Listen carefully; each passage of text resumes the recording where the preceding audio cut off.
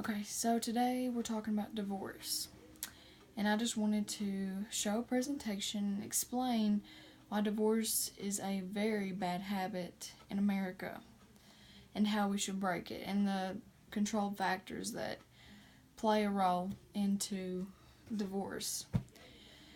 I know a lot of us have had families that have divorced, and we can't really say that we've had the perfect mom and dad or the perfect setup in our homes. And that's the reason why I did this presentation, because I believe that it will hit us in the heart and it'll make us understand things that we already know or have been involved with, because a lot of kids these days don't have a perfect family. And it's because of underlying things such as cheating, not in love anymore, or simply financial problems going on in the family. And all I have to say is that divorce should not be an option, because it tears apart families and it makes things so much worse, and it leaves people with a hole in their heart. Sometimes people rush into marriage and they don't really think through the stuff that they do or promise. But we need to make that known, because it hurts your children, it hurts you, it hurts your family. It breaks a vow, that you say before your spouse and God. And there's other factors that we can do to save from divorce. I have a grid here, and it shows that divorce has been at the same steady rate since 2000. So we haven't increased, decreased. We've just pretty much stayed the same, because it's just been the same old habits over and over again. Okay. They never really think that this is going to be a true representation of divorce, because they can never really wrap the numbers around how many people and how many families are struck by divorce. The divorce rate per 1,000 married women is nearly double that of 1960, but down from all the time high of 22.6 in the early 1980s.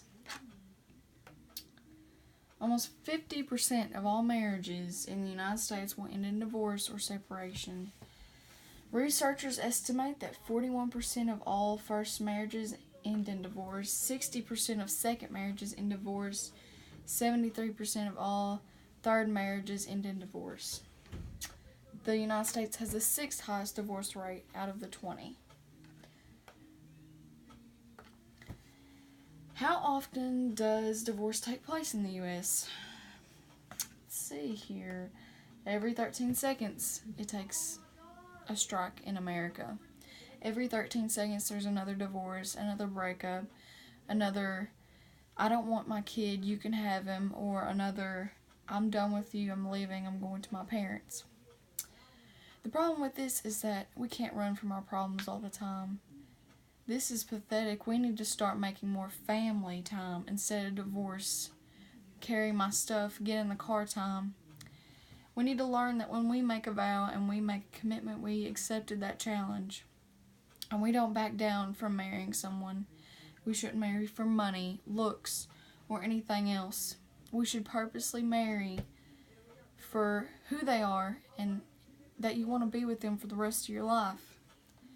Marriage is focused on that, and without it, you're going to have more broken homes, more people with addictions, more people with pain, because they don't know how to deal with this brokenness, because their childhood was everything to them.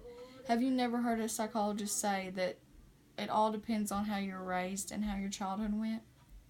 If we had more childhoods who had families sticking together through thick and thin to learn what it was like to deal with their problems instead of running away, then we'd make more families, less addiction, less habits, less orphans, more of that.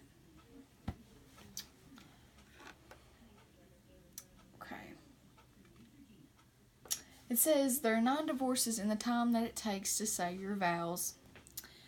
More than 9 people have already divorced by the time that you've said I do. How does that make you feel? Does that make you feel more into the romantic part of your wedding? No. Because this is sad. This really is. Because 9 people have broken their families up due to not being able to deal with things. We're all adults. We should be able to learn that this stuff has effects on our children and everyone else.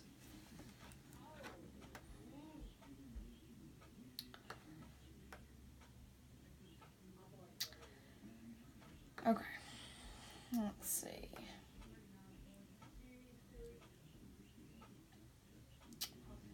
Alright. Who's getting divorced, when, and why, and who is? Okay. The average couple going through their divorce is about 30 years old. 60% of all divorces involved individuals aged to 25 to 39. And it says that wives are more likely to file for a divorce than men.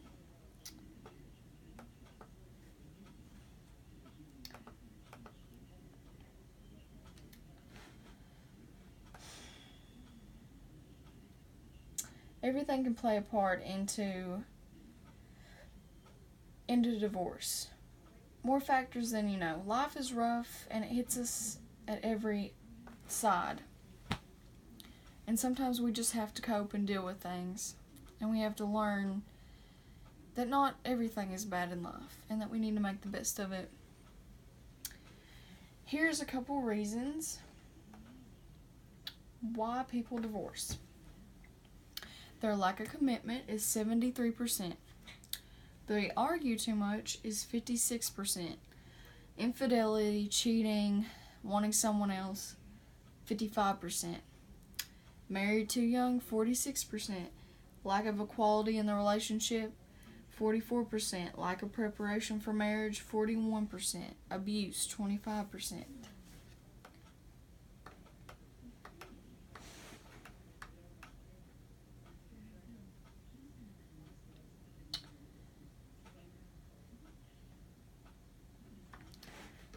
A lot of things can play into it. Politics, religion, multiple backgrounds, just what you believe could conflict with your partner.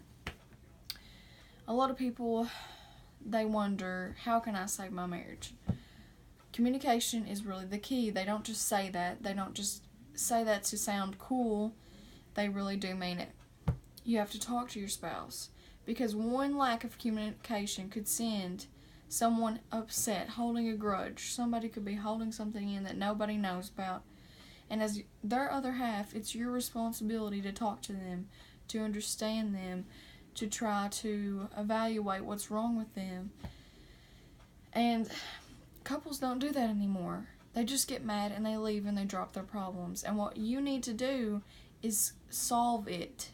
Don't leave until you solve your problems. And never go to sleep angry. Because if you truly love this person, you're going to work through anything to be with them. And never marry because of trying to fix pregnancy or trying to solve any other problems that you have, or you want a baby so you have it with your boyfriend and then decide, oh, it's not right if we're not married. No, do not marry that person if you do not love them and you do not want to be with them. Don't listen to what society puts in your head about how you have to be married and all this other stuff. Because the kid needs to be in a stable environment. He doesn't need to be in a yelling, arguing, abusive mom and dad, because that kid's going to replicate that same outlook on that relationship when he gets older to his relationships. And that's why we're so messed up in America. We need more family tradition. We need more talking, understanding, loving, not yelling. We need so much more compassion. And that's all I think that you need. Divorce is not the answer. And I would know for experience because my mom and dad split and it did take a toll on me. I felt like no one was there for me because they were too busy hating each other. So if you could change that and make your kids' life better to where they can grow up without hating or having to deal with the grudges from their past, then do it, because America's already got enough problems. Just figure out what you need to do, but don't do it the yelling, hateful, warful way. Do it with love and compassion. No matter what it takes, always forgive and learn to love slowly